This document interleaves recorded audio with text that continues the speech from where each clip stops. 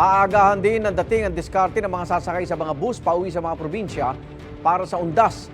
Live mula sa Parañaque Integrated Terminal Exchange, may unang balita si Bam Alegre. Bam! Igan, good morning. Ilang araw na lang, undas na, kaya inaasahang marami ang bibiyahe sa kanilang mga probinsya para bisitahin ang kanilang mga namayapang mahal sa buhay. Dati na sinubukan ni Domen Castro at ng kanyang misis na umuwi sa Gapan, Nueva Ecija ng alanganing araw, yung mismong rush hour bago ang undas.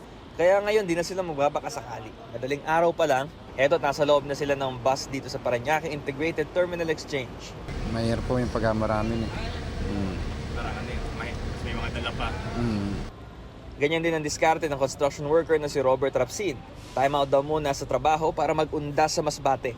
Sinadya niya rin pumunta na maaga sa terminal dahil pag nagsabay-sabay ang mga tao, pahirapan ang pagbiyahe. Daming pasahero, iwas sa traffic lang. At saka sa hassle sa biyahe. Dami ka. Oo. Handa ang PITX para sa dagsa ng mga pasahero, lalo at half day na lang ang pasok sa mga opisina ng gobyerno bukas, October 31. Half day rin ang pasok bukas sa mga eskwelahan base sa anunsyo ng Malacanang. May police visibility na rito sa PITX bilang bahagi ng kampanyang Ligtas Undas 2024.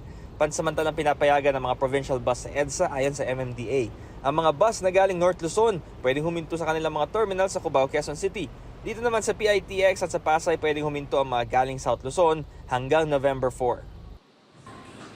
Igan, abiso ng pamunuan ng PITX para sa mga nais bumiyahe sa Bicol Region, i-double check sa website o kaya tawagan yung opisina sa status ng kanilang mga biyahe pa Bicol dahil naapektuhan daw ng bagyong Christine yung ilang mga kalsada papuntang Bicol. Ito ang unang balita mula rito sa PITX. Bam Alegre para sa GMA Integrated News.